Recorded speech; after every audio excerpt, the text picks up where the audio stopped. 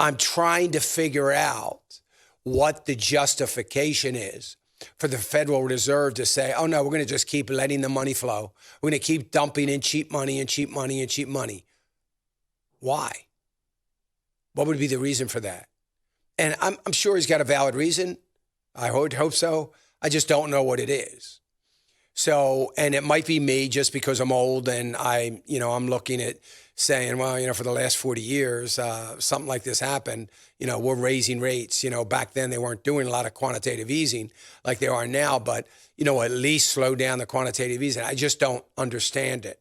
So I have no other choice but to take a cynical approach to that. And the cynical approach is that the Treasury Department understands that there is no way on God's green earth that we are going to be able to sell the kind of debt that we are going to need to sell over the next 6 months.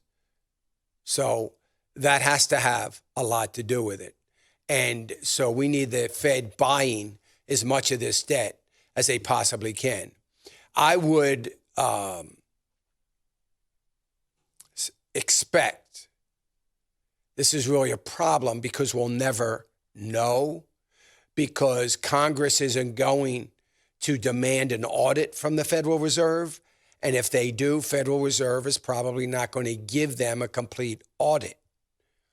But I would suspect when this is all over, if it's ever over, the Federal Reserve's debt, which is already, think about this, the Federal Reserve, not our national debt, the Federal Reserve's debt holdings that they have is now equal to, I would submit it's more, but we don't know that, equal to the amount of our national debt that we had when George Bush left office and President Obama came in.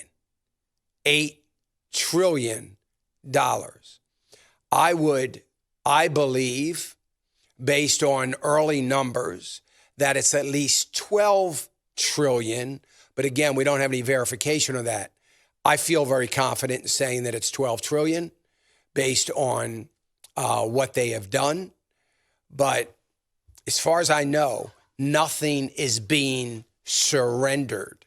And what I mean by that is, so they don't buy our debt. Say they buy a 1-year bond and they put $500 million into it, and that 1-year bond comes due. In other words, it's expired. They're not taking the money back and paying down their debt and just leaving the debt off their books. They're letting it roll over into more bonds. So it's a never-ending, continual kind of bailout for our debt system. It is quantitative easing. We're probably on quantitative easing 50 or 60 right now, QE 60. I don't know, because we continue to buy. Nothing goes away. Not we, the Federal Reserve. So, all of those things have to be taken into consideration. None of those things will be taken into consideration because all of Congress is going to be la, la, la, la, la, la with their eyes closed, not wanting to know anything about that. They got enough problems worrying about our national debt. They're not worried about the Federal Reserve's debt. Federal Reserve's supposed to be smart, so they know how to handle all of that debt. We'll see. Hey, remember to click the subscribe button right here on the screen. And don't forget to hit the notification bell so you'll be notified when new content is added.